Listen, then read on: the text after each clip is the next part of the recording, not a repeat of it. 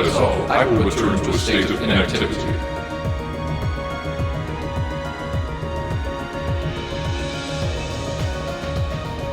Thanks for all you've done, Valimar. I'll be counting on you if anything else comes up. Acknowledged. Prepare yourself for your next encounter with the Azure Knight, my awakener. Don't worry, I will. We lost last time, but I know that's not all I'm capable of. As long as we're all together, I know I can get stronger. I eagerly await your results. Looks like he went to sleep. So, this is what the Great Ashen Knight looks like up close, huh? I've heard all manner of rumor about it, but I never expected I'd stand in the presence of a legend. I can't possibly begin to thank you enough. I don't know what I would have done if you hadn't come to my aid. Thank you, really. And that goes for everyone else, too.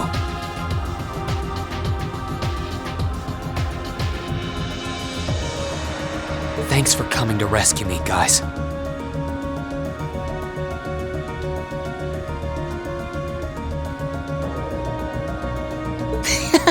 We're just happy you're okay. Just don't scare us like that again, alright? True. We were all on edge waiting for you to get back.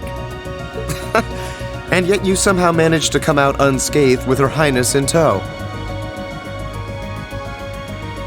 You make it sound like it was easy. Well, easy or not, it was worth going on board. I got plenty of useful info out of it. So funny enough, I'd say their invitation worked to my benefit more than theirs. I guess there's no harm in looking at the positives now that all's said and done. Look at you, acting mature and all grown up. Brings a tear to my eye. Looks like we have some catching up to do.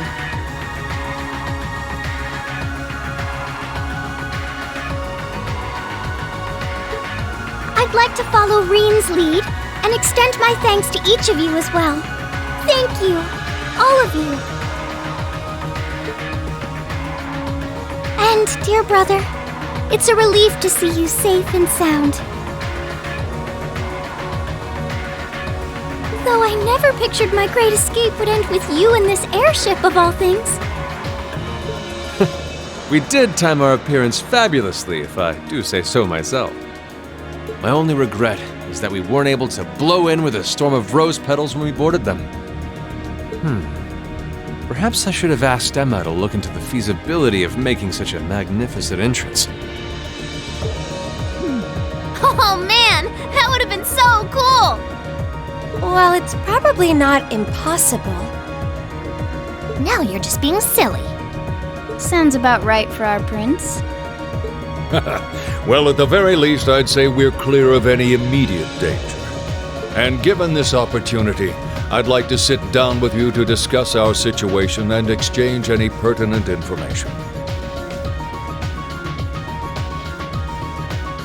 But first, I think we have a few more reunions to celebrate.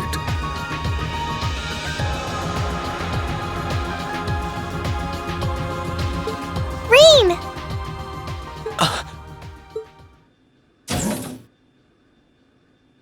Toa! George! I thought I heard your voices when we started flying away from the Pantagruel, so you were on board too? You bet. Good to see you, Rean.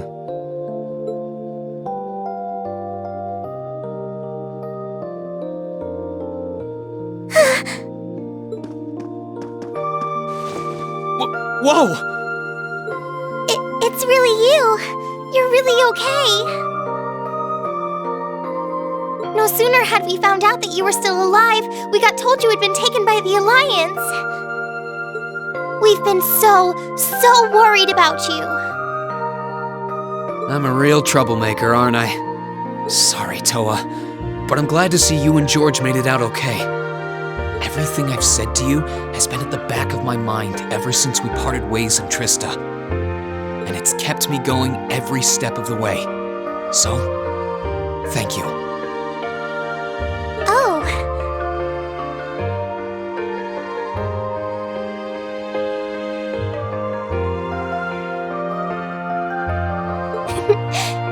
remembered. You promised me you wouldn't die. And you didn't.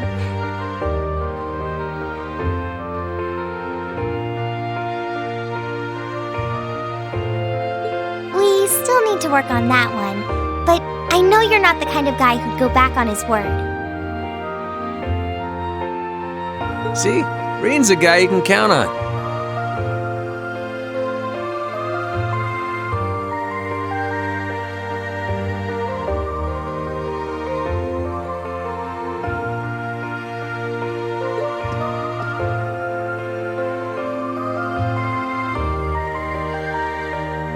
Nice to see you're holding up okay.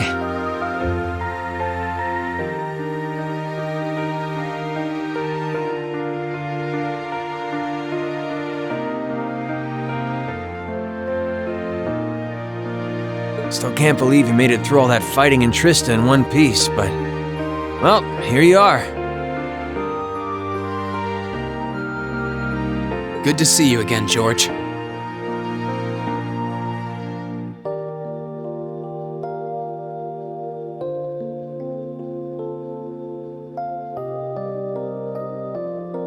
But how'd you two end up on the Courageous to begin with?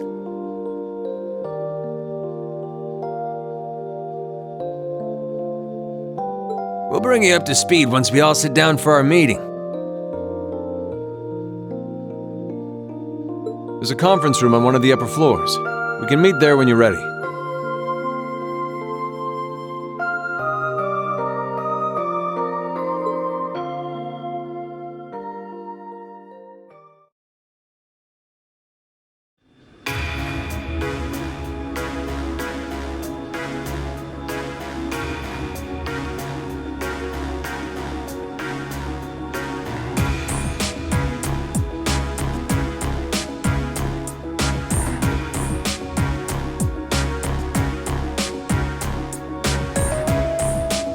The Courageous began its independent operations right before Heimdallr was first occupied.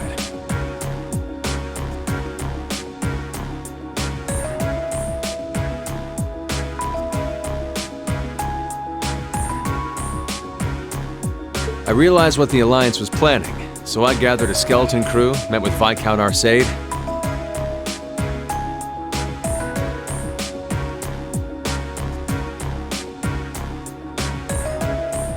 And we hurried straight to Trista, where we found your classmates locked in combat with the Azure Knight.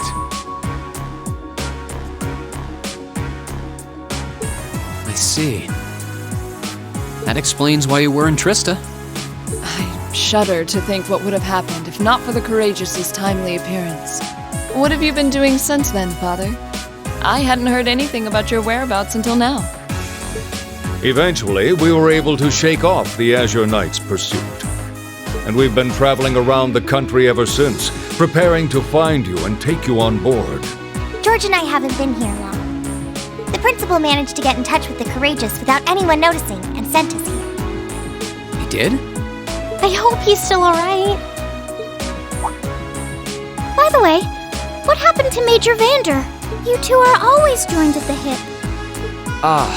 Alas, he is currently indisposed. His military obligations have him heading up the 7th Armored Division in western Erebonia. They're working with your former instructor, Major Neidhart, as well.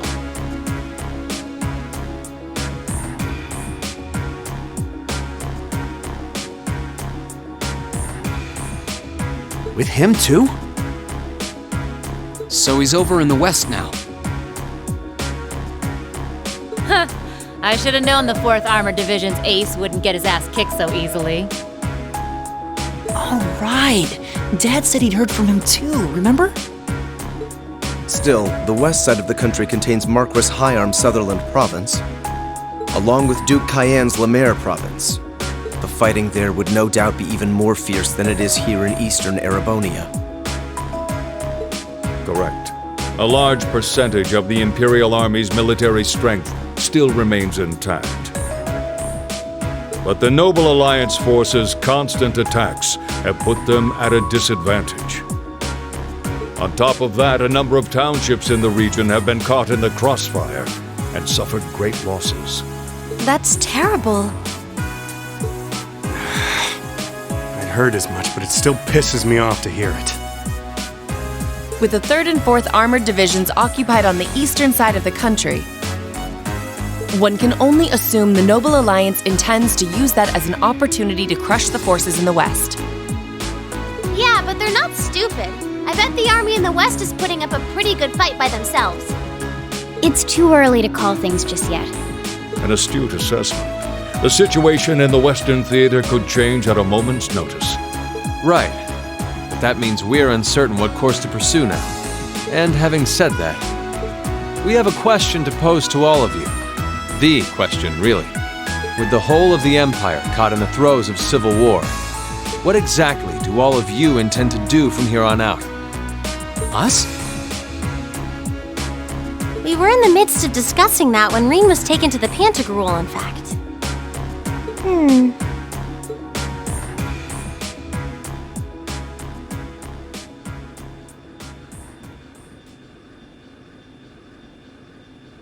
This is a full-on war, and our fellow Erebonian countrymen stand on both sides.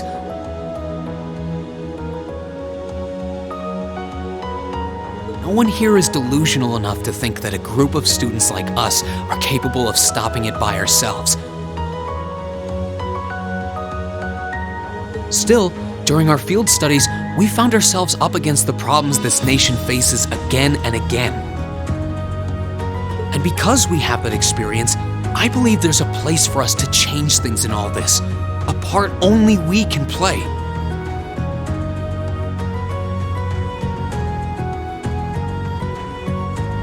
We may not be able to compete head-on with the Alliance,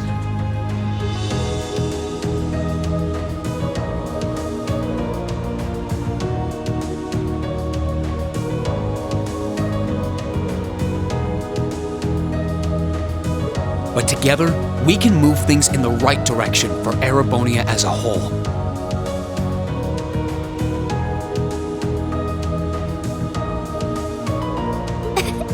That was wonderful, Rean.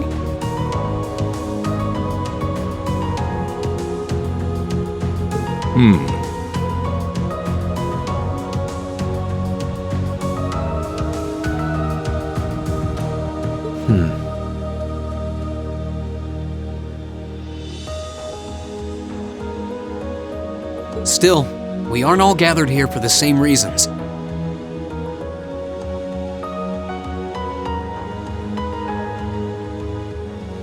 Be it rescuing Elise or settling things with Crow, we've all got something that we personally want to accomplish.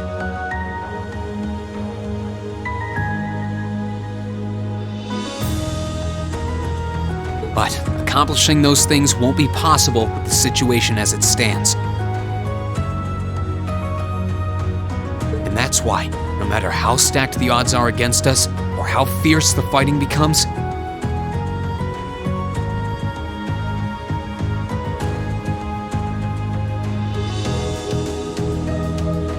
we want to put everything we have into making all the difference we possibly can, in whatever way we can. I think I speak for everyone in Class 7 when I say that.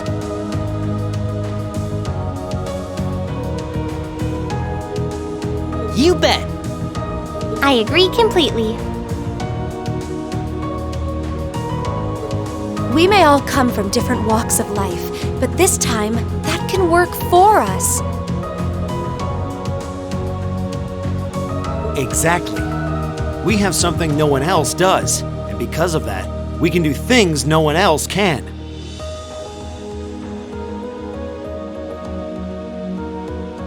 And what kind of class would we be if we didn't take advantage of that to protect the people and things we love? As well as find our own answers to the questions we have looming over us.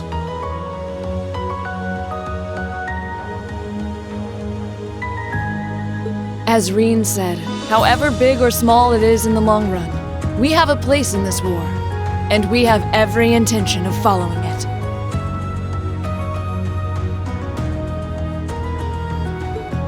Sounds like it'll be a pain, though.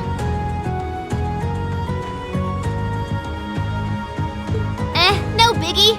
We're Class 7. Rean's trademark speeches and we're raring to go!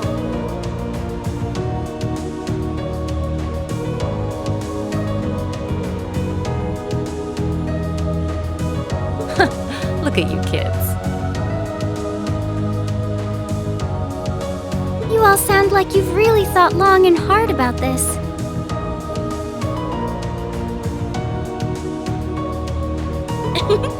That's the Class VII I'm proud to serve.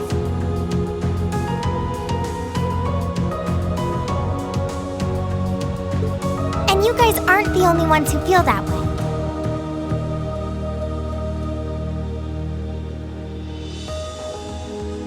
Everyone at Thor's has something to bring to the table. Remember the Academy's motto? Arise, O youth, and become the foundation of the world. Oh, yeah, that's right. That was what Principal Van Dyke said to us at the welcoming ceremony. The words of Drykel's the Lionheart serve to inspire us to this day, it would seem. Of course. They ring as true as ever.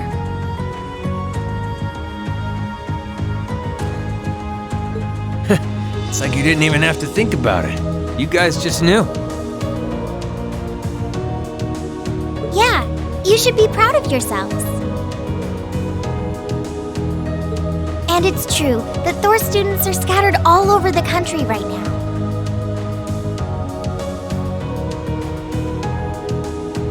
But I'm sure that each and every one of them are fighting too, and they feel the exact same way that you guys do.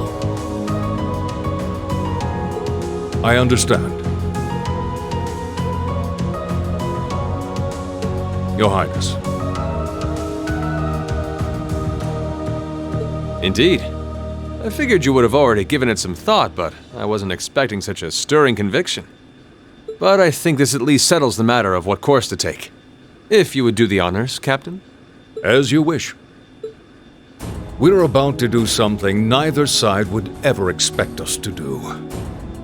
We're going to entrust this ship to you. From here on out, the Courageous is yours to command as you see fit. What? What? Father, would you mind elaborating? It means exactly what it sounds like. The operation of this ship will be left entirely to your discretion. I imagine your journey to make a difference in this war needs a home base to begin from.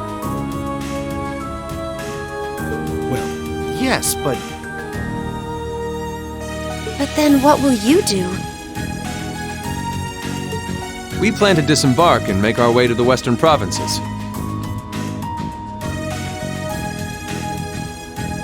Once there, we'll begin working with the 7th Armored Division and the other neutral forces in the region.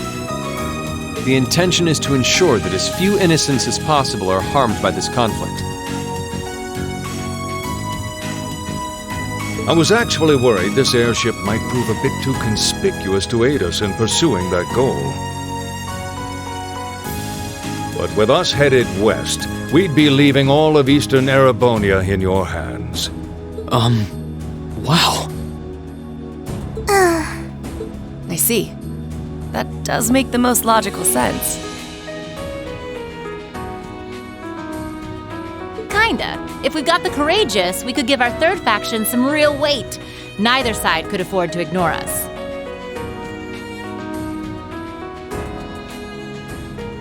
I'm not even sure the Guild could come up with a plan this wild.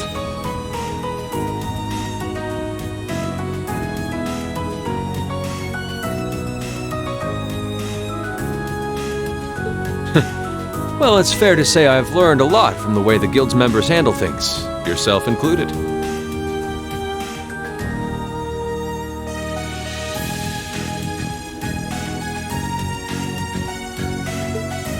Oh, and Alphen? Yes? I'd like to ask you to remain on board the Courageous as well. This ship is technically the property of the Arner household, fathers in particular. It should give them a certain freedom to act if they have concrete backing from a member of the Imperial family.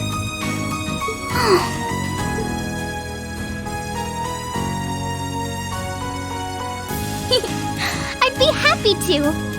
Henceforth, I, Princess Alphen Rice Arnor, will guarantee the legitimacy of their actions. So do whatever you see fit to do. You have my full support. Thank you, Your Highness. Wow! We are truly honored to have you with us. No turning back now. Yeah, seriously.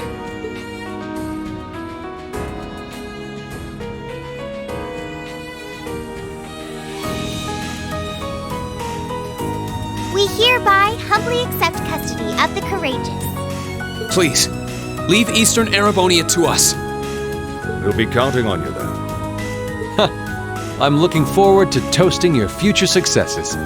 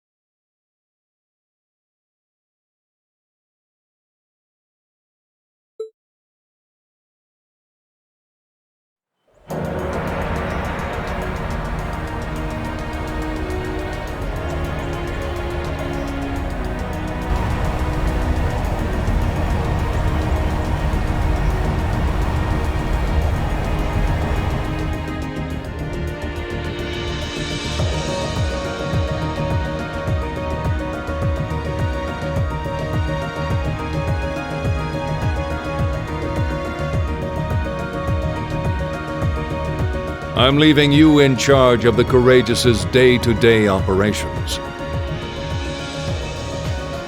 I don't doubt you'll make a fine acting captain.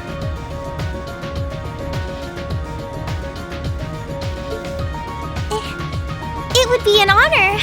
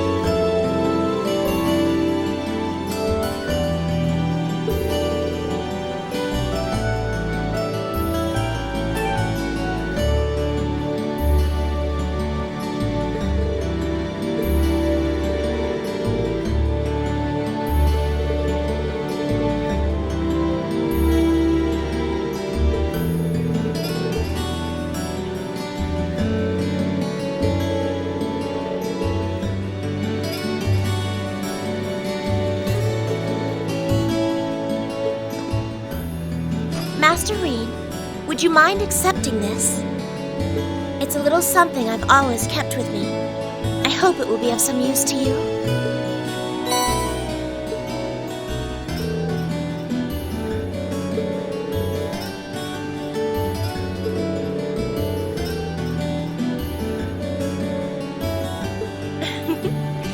I would like to remain here and continue to serve you as well, you know.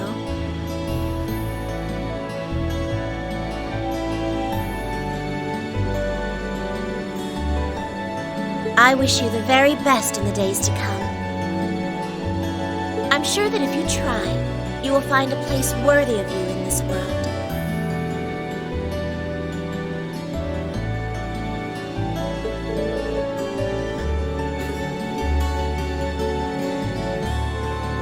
I also hope that you'll continue to care for Lady Elisa in more ways than one.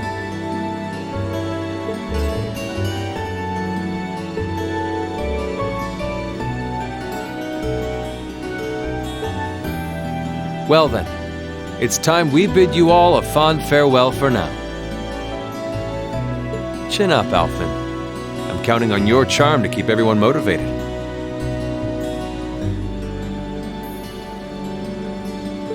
May the goddess be with you.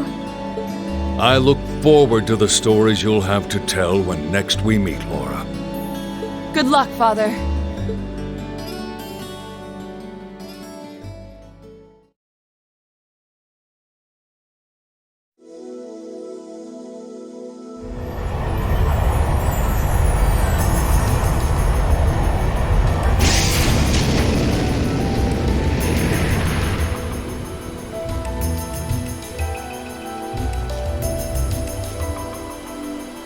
Well, there they go.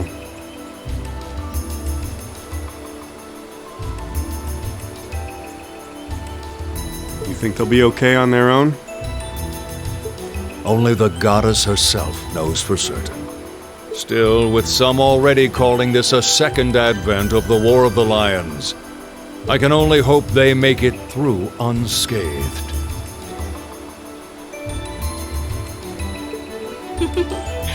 Oh, I'm sure they'll all be just fine.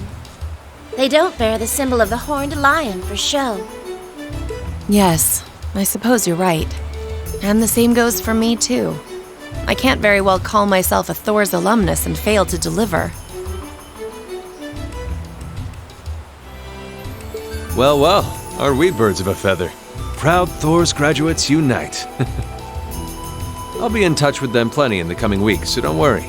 The old guard will do as it must to keep watch over the young and vigilant. Speaking of the old guard, Chancellor Osborne was also a Thor's graduate, was he not? Yes, he was. Sorry to say, I can't picture it. Was he now?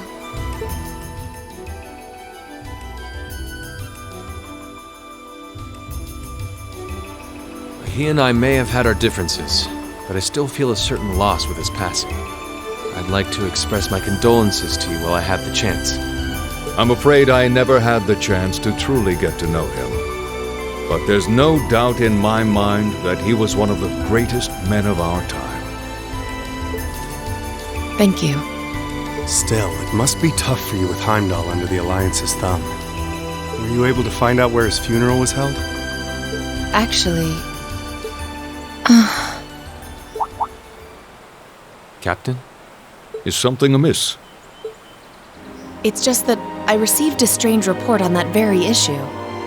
I was told his body was taken into the custody of the Imperial Guardsmen when the city was occupied. But then after that, it simply disappeared at some point. Disappeared, you say? Is it possible the reformist faction could have taken it from them? I'm afraid I don't know. It is possible that the intelligence division did something to that effect.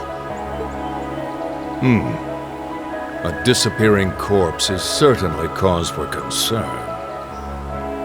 It's difficult not to draw parallels with the Lance Maiden's sudden death following the War of the Lions. Unbelievable. I'm almost impressed how much trouble one man can stir up, even from beyond the grave.